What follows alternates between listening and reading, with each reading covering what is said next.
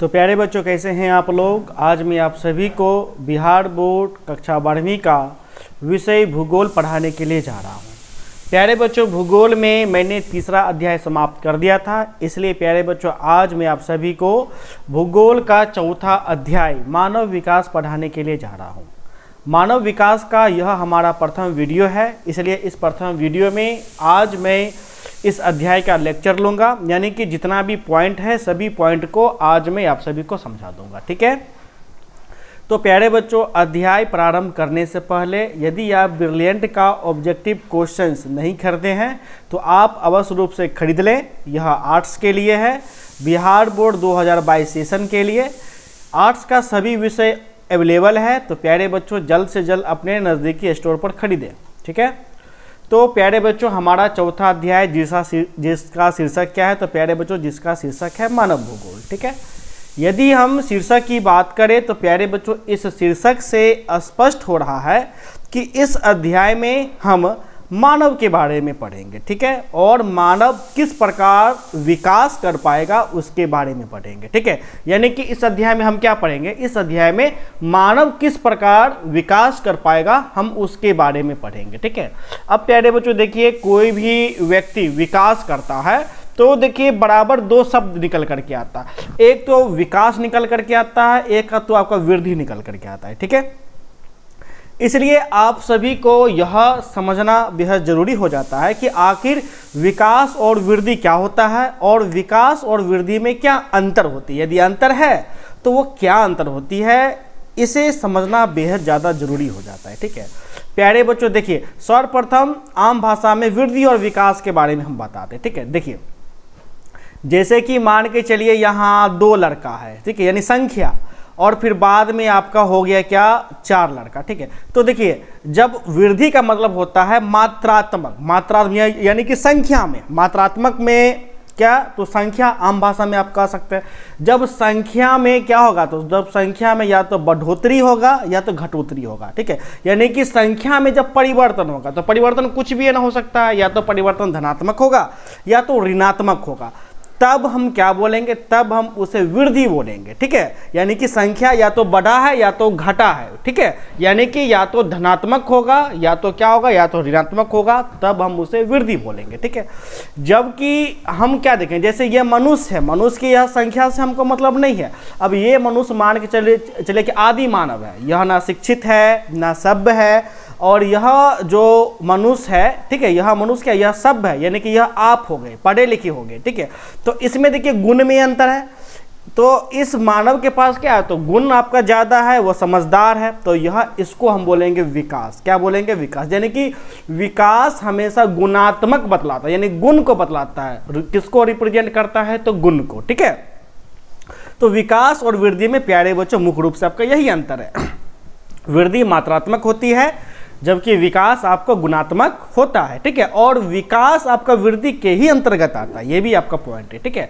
तो देखिए, आपको इस प्रकार से हम लोग देखेंगे। देखिए होता क्या है, देखिए विकास तथा वृद्धि दोनों समय के संदर्भ में होने वाले परिवर्तन को प्रदर्शित करता है। यानी जो समय है, समय जो परिवर्तित हुआ। अब देखिए परिवर्तन क्या हुआ, पहले जनसंख्या कम था, अब जनसंख्या ज़्यादा है, तो यह समय में क्या हुआ, तो समय में परिवर्तन हुआ। यानी समय के संदर्भ में पहले जनसंख्या कम था, अभी ज़्यादा है। ठीक है। तो एक समय अंतराल में हुआ। तो पहले के समय में यह क्या होगा, तो असभ्य रहे होंगे। ठीक है। अब थोड़ा सा सभ्य है, तो इसके बारे में आपका क्या है, तो सभ्य बन गए, यानी कि गुणात्मक है ना, बता रहा है। गुण आपको उसके शिक्षित है, अच्छा जीवन व्यतीत है ना कर पा रहा है। ठीक है। तो वृद्धि तथा विकास दोनों समय के संदर्भ में होने वाले परिवर्तन को प्रदर्शित करता है। ठीक है। वृद्धि तथा विकास का एक अर्थ नहीं होता, यानी विकास और वृद्धि का दोनों का एक ही अर्थ नहीं, यानी कि दोनों एक नहीं है, बल्कि क्या है, तो बल्कि वृद्धि और विकास अलग अलग है। ठीक है। वृद्धि मात्रात्मक होती है। वृद्धि क्या होती है, वृद्धि मात्रात्मक, यानी कि जब हम कोई संख्या मुख्य रूप से हम काउंट करते हैं। ठीक है। जैसे मान के चलिए क्या है, जैसे आपका आमदनी है 1 रुपया और बाद में हो गया 2 रुपया, फिर उसके बाद 3 रुपया, तो इसको हम क्या बोलेंगे, इसको हम लोग वृद्धि बोलेंगे, क्योंकि संख्या का उलटफेर हो रहा है। संख्या या तो बढ़ सकती है, आपका आमदनी या तो बढ़ेगा या तो घटेगा, तो यह आपका क्या हुआ, तो प्यारे बच्चों यह हुआ वृद्धि है। ठीक है। अब जब आपके अंदर विकास होगा, ठीक है, जब आपके अंदर क्या होगा, विकास होगा, यानी कि आप अपना जीवन सुख में व्यतीत करिएगा तो हम उसे विकास बोलेंगे। यानी कि उस अब वो सुख में व्यतीत करिएगा तो हम उसको क्या बोलेंगे, तो विकास बोलेंगे। ठीक है। तो प्यारे बच्चों, जबकि विकास क्या होता है, वो आपका गुणात्मक होता है। ठीक है। अब देखिए, विकास को और अच्छे से समझने के लिए हम लोग इस प्रकार से देखेंगे। गुणात्मक परिवर्तन को विकास कहा जाता है, यानी कि जो भी गुणात्मक होगा, जो गुण का होगा, उसके परिवर्तन को हम लोग विकास कहेंगे। ठीक है। विकल्पों में वृद्धि होना वर्तमान स्थिति में, ठीक है, देखिए विकल्पों में वृद्धि होना वर्तमान स्थिति में, जो देखिए जो वर्तमान स्थिति है, ठीक है, वर्तमान स्थिति में परिवर्तन होना ही आपका क्या है, तो विकास है। ठीक है। अब देखिए, जो आपका अभी का स्थिति है वो बाद में यदि परिवर्तित हो गया है गुणात्मक तौर पे, तो वो भी आपका क्या कहलाएगा, तो वो भी आपका विकास कहलाएगा। ठीक है। विकास धनात्मक होता है, और विकास हमेशा याद रख लीजिए वो आपका धनात्मक ही होगा, वो कभी नेगेटिव नहीं होगा, बल्कि वृद्धि नेगेटिव होता है, यानी कि वृद्धि ऋणात्मक होता है। जैसे आप कहते हैं ना कि -5% से जनसंख्या कमा है, तो ये आपका माइनस क्या होगा, माइनस में जबकि है 5% से जनसंख्या आपका क्या है, तो घटा है, तो ये आपका वृद्धि के अंतर्गत हो गया। ठीक है। जबकि विकास के अंतर्गत वो नकारात्मक नहीं होता है, तो विकास हमेशा धनात्मक ही होता है, इसलिए विकास धनात्मक होता है। उदाहरण के लिए देखिए, उदाहरण के लिए अगर आपकी आय यानी कि आमदनी 20,000 से बढ़कर 30,000 हो जाती है, तो इस स्थिति को हम विकास तब तक नहीं कहेंगे जब तक इस बढ़ी हुई आय की वजह से आपके जीवन स्तर जैसे स्वास्थ्य, शिक्षा या गुणों में वृद्धि ना हो। ठीक है। अब देखिए, आपका आमदनी 20,000 से बढ़कर के 30,000 हो गया है, तो इसे हम क्या बोलेंगे, इसे हम वृद्धि बोलेंगे। ठीक है। इसे हम क्या बोलेंगे, इसे हम वृद्धि बोलेंगे। ठीक है। अब जरूरी नहीं कि वृद्धि होने से विकास भी होता है, या जरूरी नहीं है। ठीक है। अब देखिए, आपका आमदनी बढ़ गया है, यदि मान के चलिए आपके अंदर शिक्षा में परिवर्तन नहीं हुआ है, गुण में परिवर्तन नहीं हुआ, स्वास्थ्य में परिवर्तन नहीं हुआ, तब हम इसे विकास नहीं बोलेंगे। विकास तब तक नहीं बोलेंगे जब ये तीनों चीज में क्या हो, तो वृद्धि ना हो। ठीक है। अब प्यारे बच्चों, हम आते हैं वृद्धि पे। तो वृद्धि क्या होती है, तो प्यारे बच्चों, वृद्धि आपका मात्रात्मक होती है, यानी कोई संख्या। ठीक है।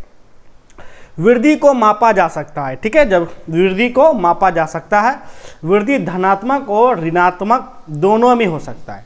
वृद्धि या तो नेगेटिव में रहेगा या तो पॉजिटिव में रहेगा। जैसे हम लोग कहते हैं ना कि जैसे पटना का जनसंख्या 5% आपका घट गया है, मुंबई का जनसंख्या 5% बढ़ गया है, तो बढ़ना धनात्मक हो गया, घटना ऋणात्मक हो गया। ठीक है। तो वृद्धि जो है वो धनात्मक भी होता है और ऋणात्मक भी होता है। ठीक है।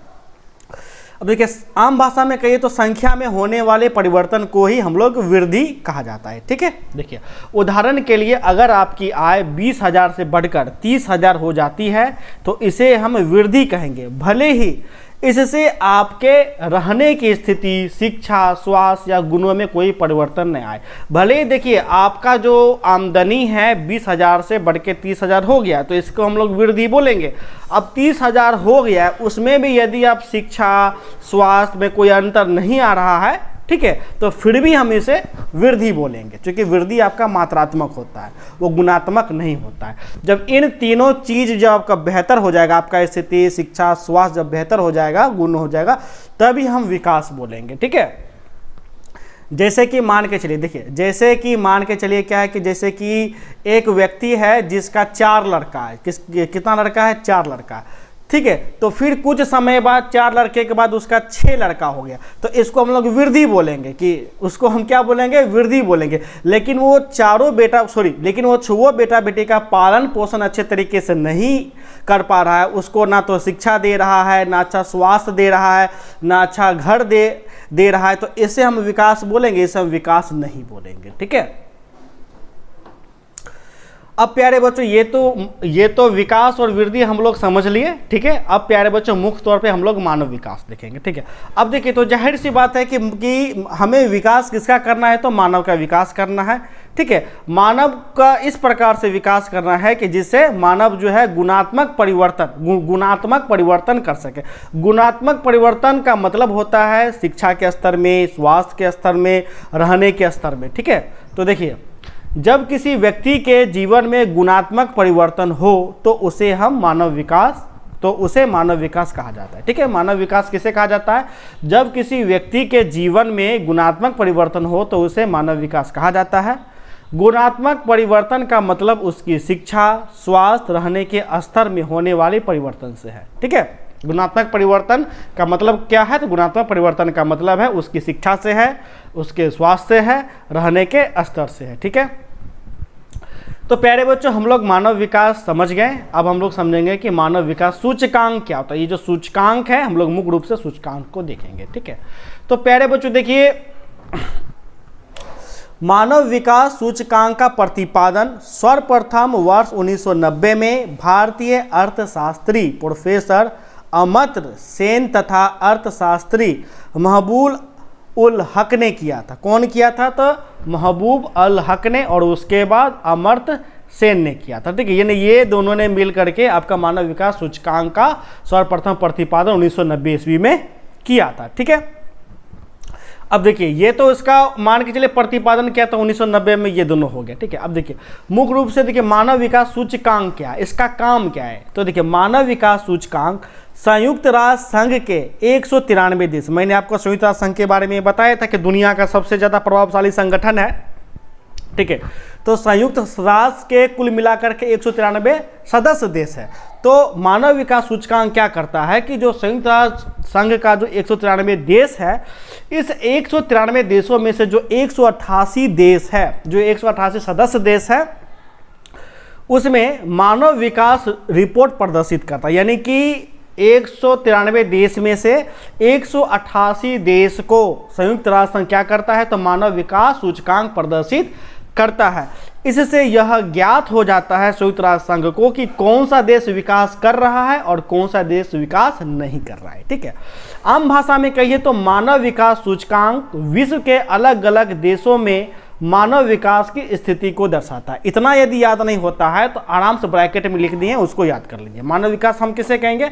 मानव विकास सूचकांक विश्व के अलग अलग देशों में मानव विकास की स्थिति को दर्शाता है। यानी कि मानव विकास की स्थिति क्या, कि मानव किस हाल में है, कितना विकास किया, कितना विकास नहीं किया। ठीक है, मुख्य रूप से जो मानव विकास सूचकांक है वो 128 देशों का ही अध्ययन करता है। मात्र इतना ही दुनिया भर में देशों का अध्ययन करता है, बाकी किसी देश का ये अध्ययन नहीं करता। ये इतना ही देश को बता पाएगा कि वो देश कितना विकास किया है, कितना प्रतिशत से विकास किया है, या कितना प्रतिशत से वृद्धि किया है। ठीक है, अब देखिए जैसे ही हम इसमें बोलेंगे विकास तो गुण से होगा, वृद्धि तो मात्रात्मक। अब बताइए, अब मान के चलिए भारत में हम कहेंगे कि भारत वृद्धि क्या, तो वृद्धि के अंतर्गत क्या क्या आएगा? जनसंख्या आएगा, है कि नहीं? जनसंख्या घट सकता है, बढ़ सकता है। ठीक है, तो प्यारे बच्चों देखिए, इसे शिक्षा, स्वास्थ्य और संसाधनों तक पहुंच, क्या चीज? शिक्षा, स्वास्थ्य और संसाधनों तक पहुंच जैसे विषयों के आधार पर मापा जाता है। अब जो मानव विकास जो सूचकांक है, इसका मापने का आधार क्या है? यानी कि मानव सूचकांक कैसे कहता है कि कौन सा देश विकास कर रहा है, उसका कौन सा आधार का चयन करता है? तो आधार मुख्य रूप से 3 आधार का चयन करता है। पहला तो वो शिक्षा लेता है, दूसरा स्वास्थ्य लेता है, और तीसरा संसाधन तक पहुंच, मतलब कि कौन सा संसाधन वहां तक पहुंचा है। ठीक है, उस विषयों के आधार पर वो मापता है। ठीक है, अब देखिए कोई भी मनुष्य या देश, कोई भी मनुष्य हो, राज्य हो या देश हो, तब तक विकास नहीं कर पाएगा जब तक वहाँ का शिक्षा स्तर अच्छा नहीं हो। शिक्षा अच्छा रहेगा तभी तो विकास कर पाएगा ना, और शिक्षा से सबसे ज़्यादा जरूरी है स्वास्थ्य। यानी कि मनुष्य जब तक हेल्दी नहीं होगा तो वह विकास नहीं कर पाएगा।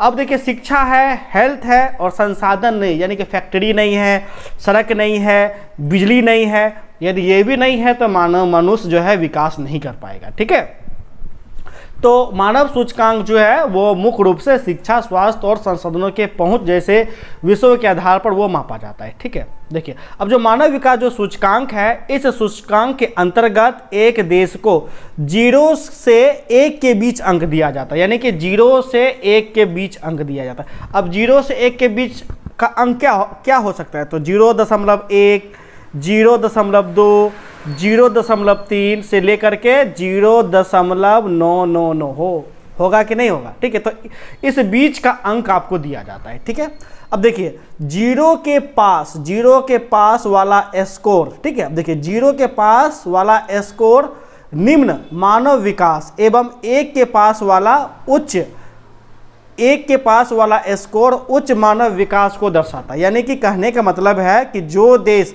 का जो अंक जो है वो 0 के नज़दीक में मिला है, तो 0 के नज़दीक में क्या हो सकता है, 0.1, 0.2, ये 0 के नज़दीक है, तो इसे हम लोग निम्न बोलेंगे। यानी कि वह क्या है, तो वह देश अभी तक विकास नहीं किया है। और जिसको अंक 0.9 मिला है, 0.8 मिला है, यानी 1 के पास है, तो यह देश क्या, तो यह देश आपका उच्च है, ठीक है, यानी कि विकास काफ़ी ज़्यादा कर रहा है, ठीक है। तो देखिए, तो समझ गए इसको। तो अब नेक्स्ट पॉइंट है, मानव विकास प्रतिवेदन के अनुसार वर्ष 2015 में अर्जित मानव विकास सूचकांक मूल्य के आधार पर विश्व के 188 देशों को निम्नलिखित 3 वर्गों में रखा गया है। कितने वर्ग में रखा गया है, तो 3 वर्गों में। ये 3 वर्ग कौन सा है, एक वर्ग हो गया उच्च वर्ग, मध्यम वर्ग और निम्न वर्ग, ठीक है। तो यहाँ पर हो जाएगा, हम आपको शॉर्टकट में तालिका बना दी है, मानव विकास का स्तर उच्च, मध्य और निम्न वर्ग, ठीक है। अब देखिए, उच्च वर्ग के अंतर्गत वह देश आएगा जिसका सूचकांक क्या होगा, 0.802 से अधिक होगा। यानी कि मानव विकास सूचकांक का स्कोर 0.82 से अधिक होगा, वैसे देश आपका मानव विकास सूचकांक का उच्च कोटि का होगा, ठीक है। और विश्व भर में 0.802 से अधिक देशों की संख्या 91 है। 188 में से कितना, तो 91 है, जिसमें से आपका नॉर्वे हो गया, ऑस्ट्रेलिया हो गया, जर्मनी हो गया, ठीक है। 3 का नाम मैंने लिख दिया। अब आता है मध्यम वर्ग। तो मध्यम वर्ग में उन देशों को रखा गया है जिन देशों का मानव विकास सूचकांक का स्कोर 0.55 से लेकर के 0.799 के बीच है, ठीक है। और मध्यम वर्ग विकास का जो है आपका कुल देशों की संख्या 96 है, जिसमें से बेलारूस हो गया, मलेशिया हो गया, पनामा हो गया, ठीक है। उसके बाद आता है निम्न कोटि का, ठीक है। तो निम्न कोटि का मानव विकास सूचकांक का स्कोर रखा गया है 0.55 से कम। यानी कि जिस देश का मानव विकास सूचकांक का स्कोर 0.55 से कम होगा वह आपका निम्न कोटि का होगा, और जिसमें से निम्न कोटि का जो देश है उसकी संख्या 41 है, जिसमें यमन हो गया, अफगानिस्तान हो गया, आपका सूडान हो गया, ठीक है प्यारे बच्चों।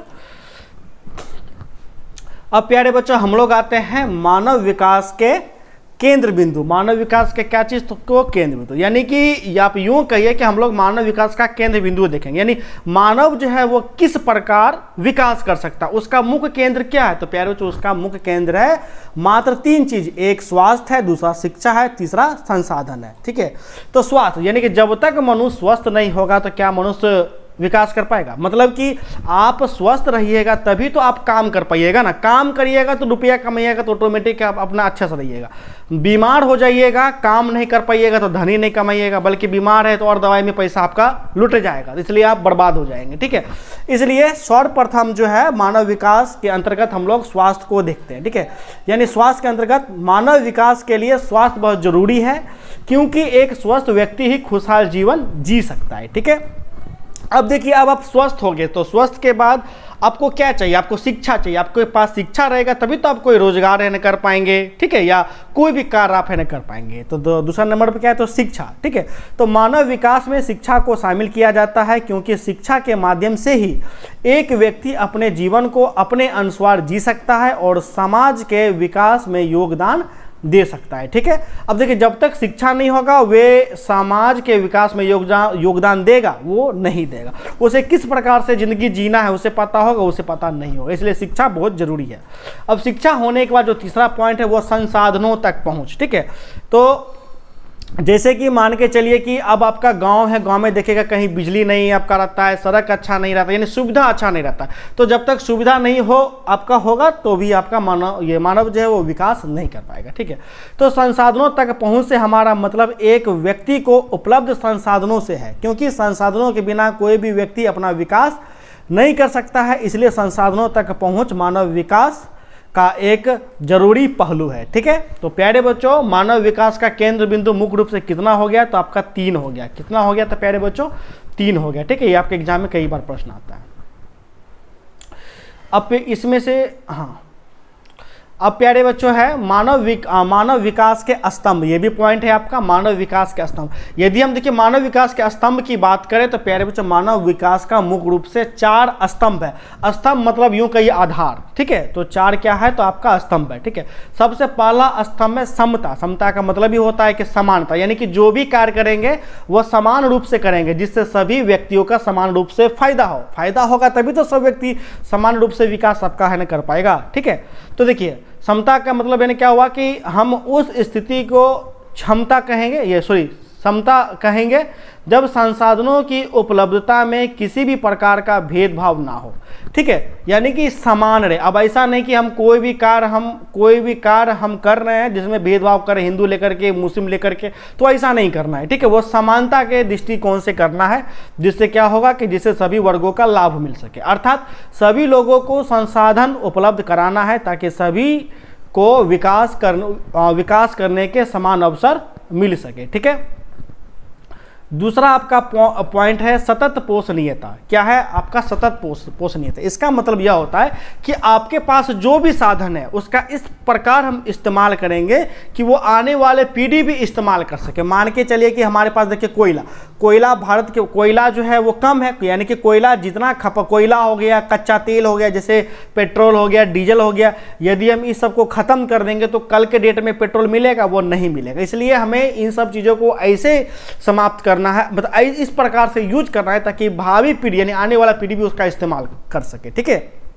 तो देखिए सतत पोषणीयता का अर्थ वर्तमान में उपलब्ध संसाधनों का इस प्रकार उपयोग करना जिससे आने वाले पीढ़ी को भी वह संसाधन उपलब्ध हो सके। जैसे क्या? तो जैसे पेट्रोल हो गया, ठीक है, कोयला हो गया। उसके बाद है उत्पादकता।